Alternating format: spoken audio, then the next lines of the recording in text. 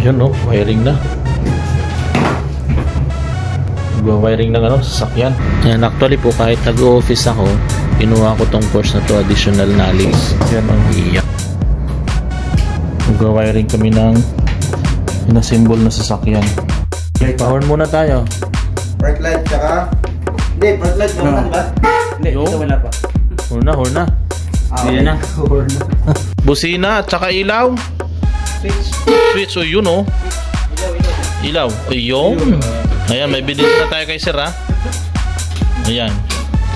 Galing.